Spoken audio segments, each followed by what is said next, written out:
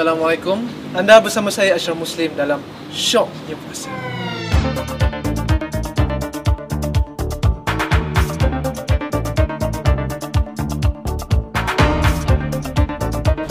Okey, sebelum tu saya ingin mengucapkan ribuan terima kasih kepada One Heart Solution kerana memberi peluang pada saya untuk bercerita dan berkata-kata sedikit tentang bulan Ramadan ni. Okay. Bagi saya, bulan Ramadan itu adalah satu bulan yang cukup special, yang cukup bercakap penuh dengan rahmat. Tapi saya tahu ramai yang orang luar kat sana tidak menghargai bulan Ramadan tu. Kenapa saya cakap macam tu? Kerana orang tahu bila bulan Ramadan kita hanya kita puasa. Puasa. Tahan makan, tahan minum, tahan semua. Tapi kita tak menggunakan sebaik-baiknya. Kenapa saya cakap macam tu? Sebab apa? Bulan Ramadan ialah bulan yang cukup istimewa di mana masa itulah wahyu pertama diturunkan, iaitu masa bulan Ramadan. Dan masa bulan Ramadan kita ada tarawih. Dan masa bulan Ramadan juga kita berpuasa.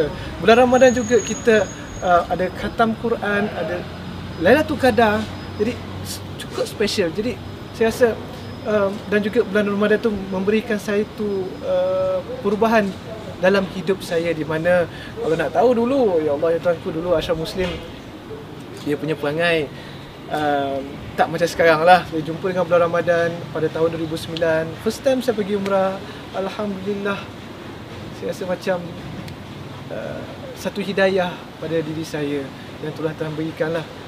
Jadi ramai orang kat luar sana tak faham apa yang dah berlaku pada diri saya sebelum ni dengan sekarang. Kenapa saya berlakon dulu, sekarang saya tak berlakon. Sebab apa?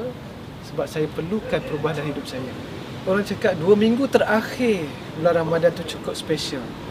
Sebab masa itulah kalau dekat Mekah, orang Arab, orang-orang satu dunia pergi ke Mekah, pergi depan Kaabah untuk mendapatkan orang cakap kerahmatan, keberkatan dan doa-doa masa tu.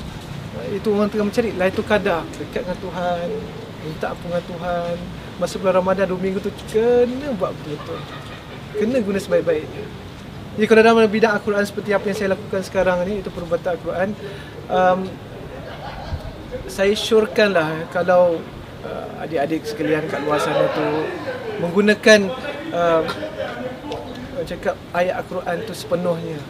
Bacalah ayat Al-Quran. Kalau orang bagi satu hari satu juzuk pun alhamdulillah. Satu hari satu juzuk, dah 30 hari dah dah khatam Quran. Jadi benda-benda macam tu ramai yang orang tak praktikkan masa bulan Ramadan. Apa yang saya nampak lah sekarang ni, ramai yang anak-anak sekalian, anak apa orang cakap muda-muda sekarang ni, bila kita baca Quran je, itu fikir Yasin, tiga kul, tahlil, masa itulah baru nak cari Al-Quran.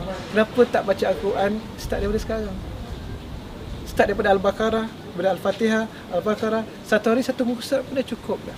Sebab kat dalam tu banyak mukjizat ayat Al-Quran yang kita tak faham, yang kita tak boleh nak tafsirkan.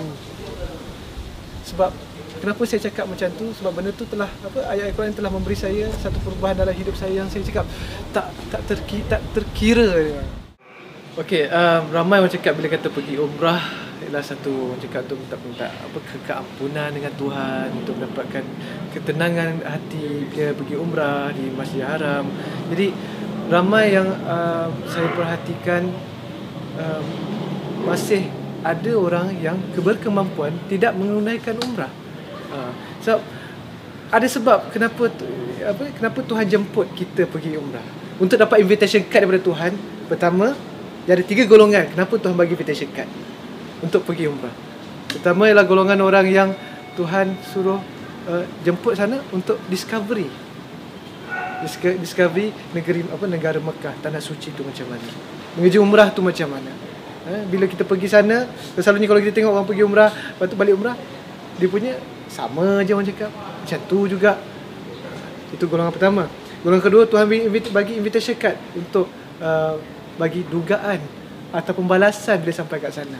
Contohnya, bila pergi sana tak dapat Kaabah lah, ada masalah tu lah, masalah inilah. Kalau tak masa kat Mekah tu, masa dekat Malaysia lah, macam-macam. Itu satu. Itu yang nombor 2. Yang ketiga, Tuhan bagi invitation card untuk Tuhan bagi hidayah kat sana. Yang itulah orang mencari-cari dan semua, termasuk saya. Sebab itulah saya pergi sana. Tapi sebelum saya pergi sana tu, ramai orang cakap, Ashraf, kau dulu macam ni. boleh ke nak pergi umrah, pergi tanah suci tu? Mesti dapat balasan macam-macam. Tapi saya satu je, saya pergi sana untuk mencari sesuatu, untuk mencari ketenangan, untuk mencari apa yang saya nak dalam hidup saya yang selama ni. Yang saya ada rumah, saya ada kereta, saya ada macam-macam, saya ada kawan, saya ada semua life, saya ada job, saya ada duit, semua, saya ada rezeki yang banyak. Tapi hati saya kosong. Daripada situlah saya macam titik permulaan saya nak pergi umrah. Bila saya berjumpa dengan seseorang tu, dia cakap, Ashraf, pergi dekat dengan Tuhan. Daripada situlah saya bermulanya, saya pergi mencari bagaimana saya nak pergi umrah, untuk menetapkan masa untuk pergi umrah.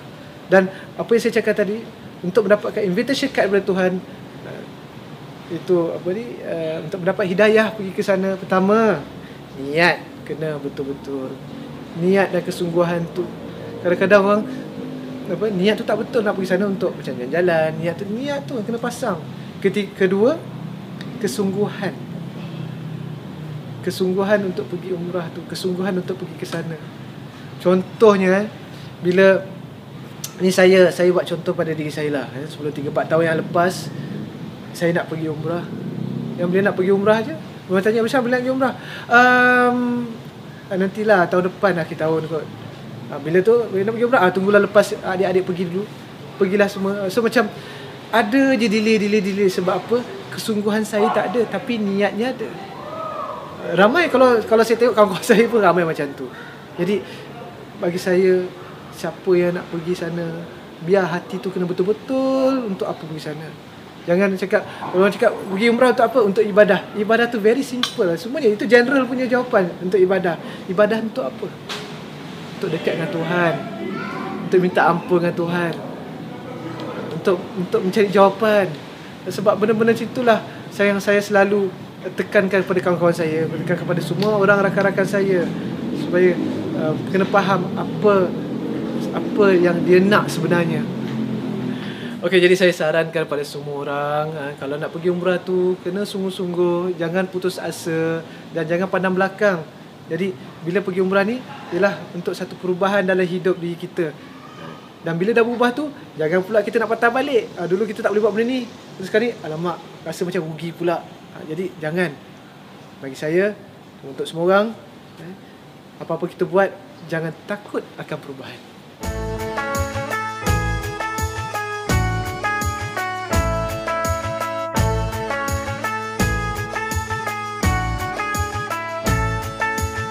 Ramadan tiba, Ramadan tiba, Ramadan tiba. Marhaban ya Ramadan, marhaban ya Ramadan, marhaban ya Ramadan, marhaban ya. Syoknya puasa.